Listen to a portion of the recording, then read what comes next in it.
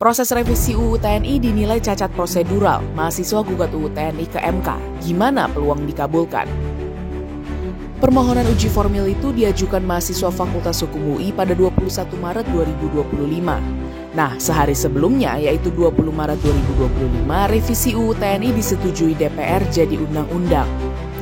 FYI, uji formil merupakan pengujian yang dilakukan terhadap proses pembentukan undang-undang. Ini ketujuh pemohonnya, yaitu Muhammad Alif Ramadan, Namora Diarta Siahaan, Kelvin Oktariano, M. Nurobi Fatih, Nicholas Indra Siril Ketaren, Muhammad Syadat Sumarta Dinata, dan R. Yuniar A. Alpandi. Para pemohon menilai ada cacat prosedural dalam proses revisi UU TNI. Salah satunya melanggar asas keterbukaan sebagaimana diatur dalam UU Nomor 13 Tahun 2022. Menurut pemohon, DPR tidak menyebarluaskan draft resmi revisi UU TNI sejak awal pembahasan hingga disetujui menjadi undang-undang dalam sidang paripurna. Dalam petitumnya, pemohon meminta MK menyatakan revisi UU TNI tidak memenuhi ketentuan pembentukan UU berdasarkan UUD 1945 dan tidak memiliki kekuatan hukum mengikat. Bagaimana peluang MK mengabulkan permohonan uji formil tersebut? Pentingnya untuk tetap mempertanyakan soal proses, karena kita mau mengkritik model proses legislasi yang seperti kemarin itu. Dan kalau kita tidak lawan ke Mahkamah Konstitusi, maka nanti jangan-jangan ini jadi normal yang baru. Jadi walaupun kemungkinan menang atau kalahnya kita belum bisa ukur di titik ini, tapi bahwa ini harus dipersoalkan, diangkat ke publik di Mahkamah Konstitusi, ini adalah cara yang baik untuk mengoreksi supaya ke depannya tidak seperti ini terus.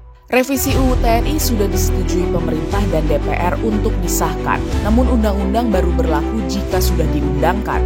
Namun, tak banyak permohonan uji formil yang dikabulkan oleh MK.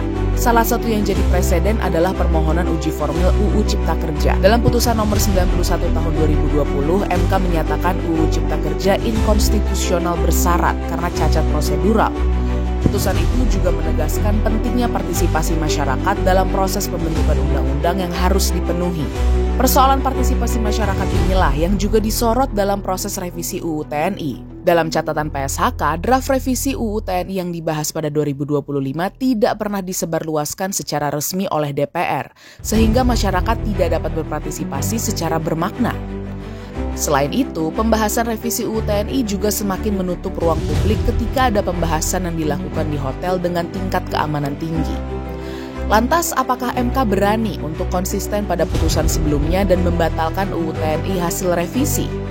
Saya kira ini permohonannya sangat kuat, jadi kalau MK konsisten sebenarnya kemungkinan menangnya cukup besar. Ada istilah responsive judicial review atau misalnya judicial activism. Memang di negara-negara yang demokrasi sedang turun seperti di Indonesia, itu seringkali MK bisa menjadi semacam penyelamat bagi demokrasi yang lagi kacau balau.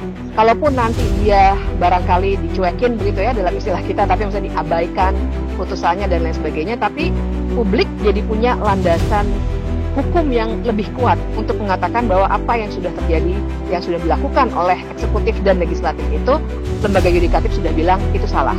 Nah, jadi kita berharap MK memainkan peran responsif judicial review itu sehingga demokrasi kita yang sudah terjun bebas paling tidak di stop dulu oleh MK.